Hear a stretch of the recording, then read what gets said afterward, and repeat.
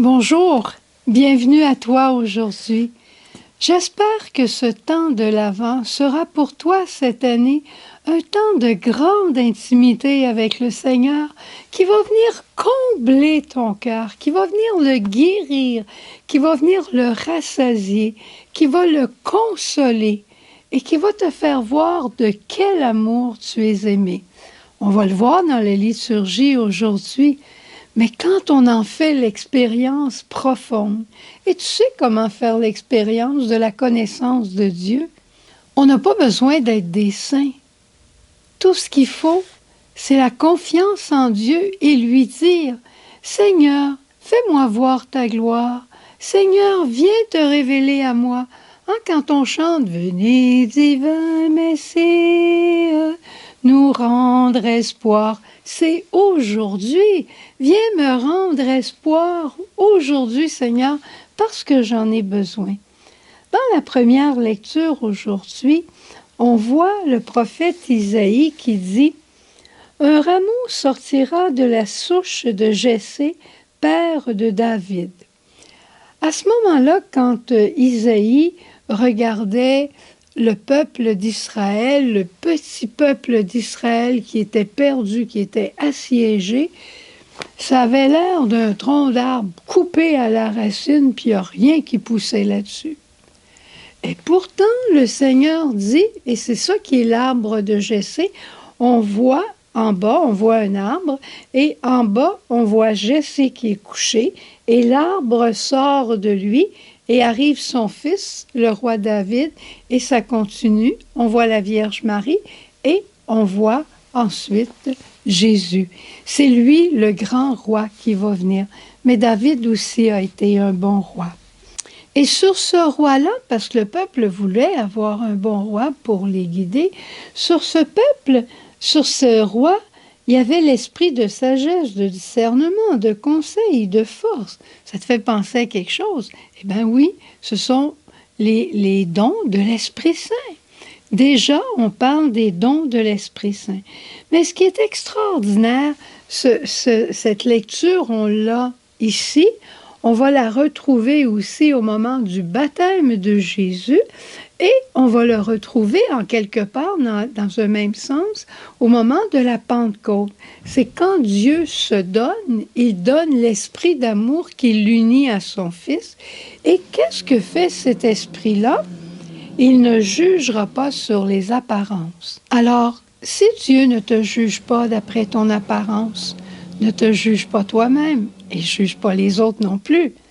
Il ne se prononcera pas sur les rumeurs. Tout le monde dit, laisse faire. Qu'est-ce que toi, devant Dieu, tu peux dire? Et jugera les petits avec justice, avec droiture. Il se prononcera en faveur des humbles du pays. Dieu sait qu'on est fragile, Dieu sait que nous sommes pauvres, Dieu connaît nos limites. Et pourtant, ça ne l'arrête pas de nous bénir et de vouloir toujours recommencer avec nous. Le seul problème, c'est que nous, on se fatigue un peu de recommencer avec lui. Mais quand on accueille cet esprit nous-mêmes sur nous, alors on devient bon. On arrête de juger, de se prononcer d'après ce que tout le monde dit. On tient compte de la faiblesse de l'autre et c'est à ce moment-là que le loup habitera avec l'agneau. Le léopard se couchera près du chevreau. Le veau et le lionceau seront nourris ensemble. Un petit enfant les conduira. Puis même si ça va plus loin, je pense à un moment donné, on dit sur le trou de la vipère, l'enfant étendra la main en voulant dire qu'il n'y aura plus de discorde. Évidemment qu'ici, on parle du retour du Christ quand l'unité, la bonne entente, la charité régnera. Mais dès aujourd'hui, on voit des personnes de caractère très différents. On voit des personnes, un exemple que je peux donner parce que les frères l'ont raconté, les bruits que tu entends en passant, ce sont les bruits qui sont juste à côté de ma chambre alors que maintenant je suis au studio. Parce qu'on est en train de travailler à l'infirmerie pour refaire une belle salle d'eau pour nos malades. Il y a plusieurs années, il y avait deux jeunes frères, deux novices, qui travaillaient ensemble à la cuisine. Un était plus lent et l'autre était plus vite. Et c'était comme un loup et un agneau. Ils ne s'entendaient absolument pas.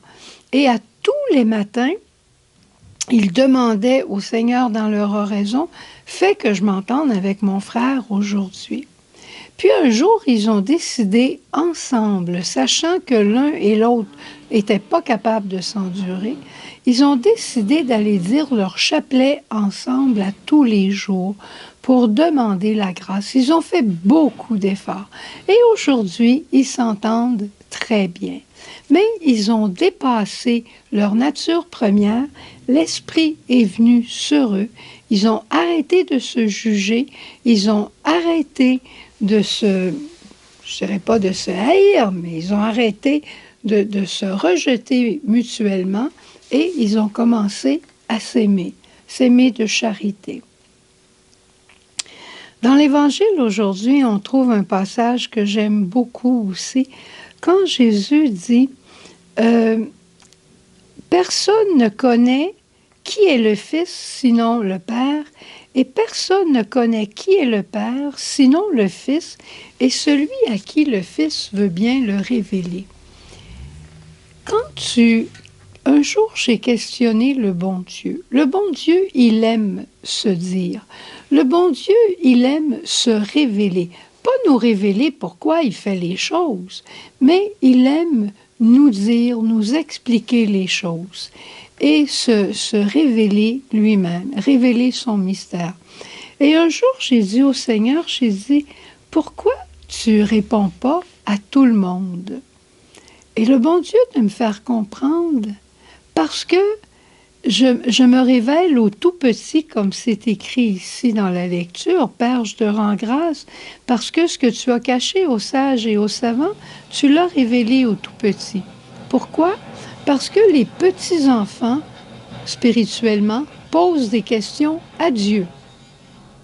Et les grands se posent des questions à eux-mêmes. Alors, si tu veux savoir quelque chose, demande-le toi-même à Dieu et tu verras comment il saura te répondre. Alors, si tu as des questionnements pendant cette semaine d'intimité, pendant cette semaine où tu refais des liens avec Dieu, ton Père, pose-lui des questions. Et si tu n'as besoin que d'être consolé, eh bien, va pas chercher ailleurs dans l'alcool, va pas chercher dans les médicaments, va pas chercher dans la pornographie, va chercher dans le cœur directement de Dieu. Dieu, viens me consoler, j'ai besoin de toi. Et Vierge Marie, toi qui as parlé, qui as dialogué le jour de l'Annonciation avec le Seigneur, donne-nous nous-mêmes, dans la liberté filiale, d'entrer en relation avec notre Dieu et Père. Amen. Bonne journée, à demain. Puis tu as une chance là, tout de suite avec l'adoration de parler à Dieu. Au revoir.